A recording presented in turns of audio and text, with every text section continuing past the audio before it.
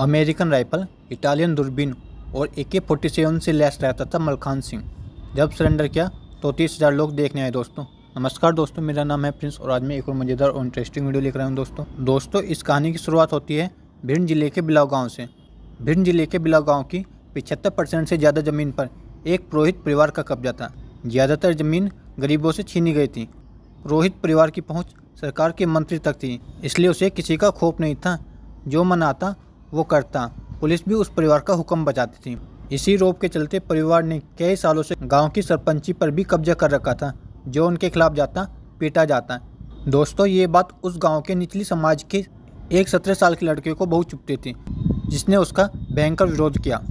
दोस्तों आज की कहानी में उसी लड़के मलखान सिंह की, जिसने जुल्म के खिलाफ बंदूक उठाई और फिर चंबल का शेर कहलाने लगा। दोस्तों मलखान सिंह ने आखिरकार ऐसा किया था कि चंबल से सटे 5 जिलों में रेप होने बंद हो गए थे। दोस्तों मलखान सिंह 17 साल का था, तभी उसने गांव के पुरोहित परिवार की मनमानी के खिलाफ आवाज़ उठानी शुरू कर दी।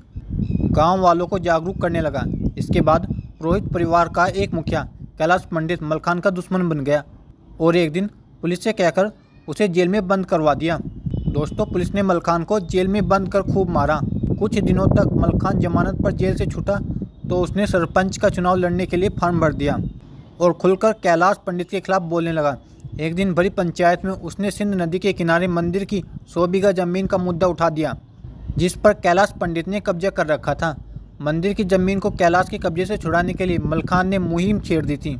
दोस्तों कैलाश पंडित इस बात से परेशान हुआ तो उसने नई चाल चली। दोस्तों पुरोहित कैलाश पंडित पैसे वाला था, उसका चाचा मंत्री था, इसलिए पुलिस भी उसकी बात मानती थी।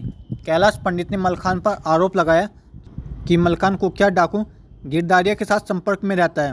वो उसका पता ठिकाना जानता है और कई वारदातों में उसका साथ भी देता है। इन आरोपों के बाद पुलिस ने बिना देरी किए मलखान के घर छापा मार दिया और उसे गांव वालों के सामने पीटते हुए अपने साथ ले गई। ये सब जानबूझकर किया जा रहा था ताकि मलखान फिर कभी कैलाश के खिलाफ मुंह न खोले। फिर भी दोस्तों मलखान नहीं माना। इसी बीच मलखान पर कैलाश पंडित ने एक खास आदमी की हत्या का आरोप लगा दिया और अब मलखान सिंह परेशान हो चुका था। इसी बीच होली के दिन उसके एक बेहद करीब दोस्त की हत्या कर दी गई और अब दोस्तों मलखान की बर्दाश्त की सारी हदें पार हो चुकी थी और अब मलखान बिहड़ की तरफ निकल पड़ता है।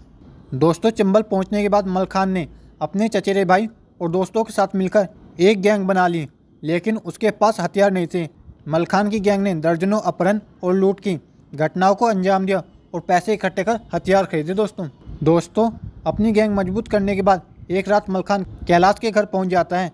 हाथ वाले स्पीकर से कैलाश पंडित को ललकारता है। जैसे ही कैलाश घर के बाहर आता है, मलखान और उसकी गैंग उस पर गोलियां बरसाना शुरू कर देती हैं। हालांकि कई गोलियां लगने के बाद भी कैलाश भागने में सफल रहता है और बच निकलता है। इसके बाद मलखान के खौफ से कैलाश पंडित गाँव ही छोड़कर भाग जाता है। दोस्तों जैसे ही कैलाश के घर बंदूक चली, गोली चली, तो पुलिस भी अपने उसमें आ चुकी थी, अपने रूप में आ चुकी थी। कैलाश के घर गोलीबारी करने के बाद पुलिस लगातार मलखान को ढूंढ रही होती है, इसलिए मलखान के पास वापस गांव जाने का कोई ऑप्शन नहीं बचता। मलखान अपनी गैंग के साथ लूट, अपहरण और हत्याएं जारी रखता है। कहते हैं दोस्तों मलखान ने कुछ ही समय में इतने अपहरण कर लिए थे कि जितने चंबल के इतिहास में किसी डाकू ने नहीं किए थे। और अब मलखान की गैंग अमीर हो चुकी थी। धीरे धीरे उसकी गैंग के सदस्यों की संख्या भी बढ़ती जा रही थी। पूर्व पुलिस अधिकारी अशोक भदौरिया ने एक इंटरव्यू में बताया उसकी गैंग के सदस्यों की संख्या 100 से ज़्यादा हो चुकी थी, लेकिन इन 100 लोगों में ऊंची जाति का एक भी व्यक्ति नहीं था। और अब गैंग बड़ी होने के साथ मलखान का दायरा 3 राज्यों तक फैल जाता है। उसकी गैंग भिंड, मुरैना, इटावा, जालौन, आगरा और धौलपुर तक एक्टिव रहने लगती है और एक से बढ़कर एक वारदातों को अंजाम देने लगती है। 70 के दशक में Malkhan Singh self loading American rifle थी, इटालियन दूरबीन थी, जिससे वह दूर बैठे पुलिस की गतिविधि को देख पाता था।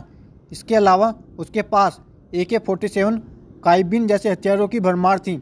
मलखान अपने एक हाथ में अमेरिकन राइफल और दूसरे हाथ में लाउड स्पीकर लेकर चलता था। उसकी गैंग में 20 ऐसे लोग थे जो मलखान के लिए किसी भी वक्त जान देने के लिए तैयार रहते थे।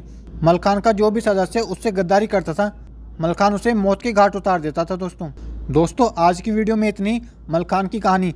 अगर आपको ये वीडियो पसंद आया तो वीडियो को लाइक करें। अगर आप मलखान सिंह की कहानी का पार्ट 2 जानना चाहते हैं कि उसने कैसे सरेंडर किया और उसने आगे कैसे कैसे किया कि चंबल से सटे 3 राज्यों में रेप होना बंद हो गए, अगर आप ये सब जानना चाहते हैं तो वीडियो को लाइक करें, चैनल को सब्सक्राइब करें और हाँ कमेंट में ज़रूर लिखें कि हमें इसका पार्ट 2 भी चाहिए। तब तक के लिए thank you for watching this video दोस्तों।